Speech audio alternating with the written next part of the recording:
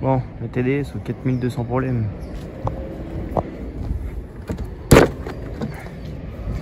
On va pas de peur parce que la serrure bloquée évidemment.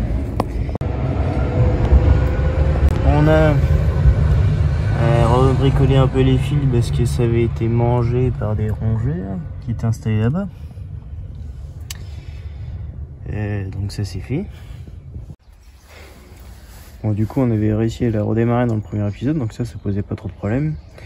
Ce qui en revanche posait problème, c'était le démarrage à chaud. En fait on s'est aperçu que sur le dernier injecteur, vous savez, il y a un bouchon. Je sais pas si... Voilà. Là on l'a bricolé avec une vis en fait, mais ça tient pas. Donc j'ai ramené normalement je dois avoir un petit un vrai bouchon pour le dernier injecteur qui est comme ça.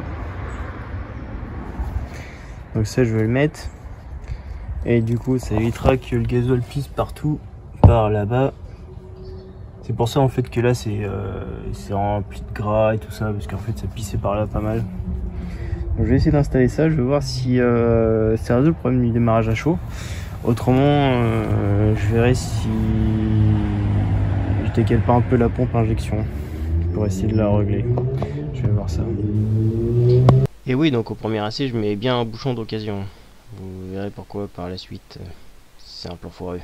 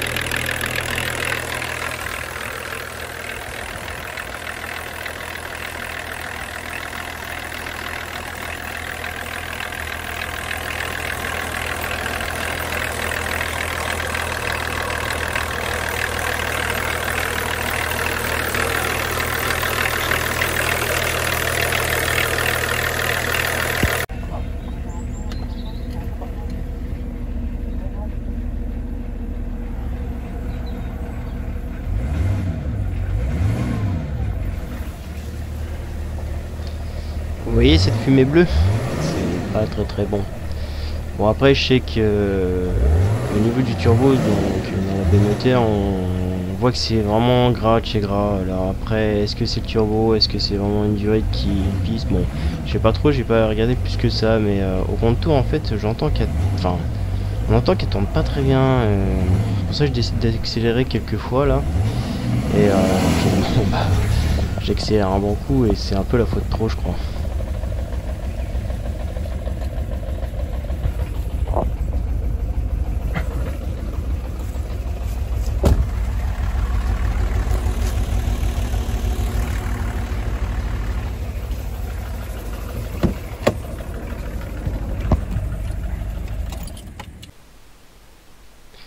Bon du coup sur le 39 finalement je ferai aucun frais, hein. Je décide de pas la réparer parce que il y a déjà beaucoup trop de choses en fait à faire. Déjà niveau carrosserie, là je vous remonte quelques images. Il y a un capot, une aile avant droite, il y a les 4 jantes à faire refaire, il y a 4 pneus, la porte arrière droite elle a un joli pet quand même. Si je dis pas de conneries, je crois que la peinture aussi du toit est pourrie. Il y a les deux pare-chocs, même le pare-choc avant il est sacrément mangé.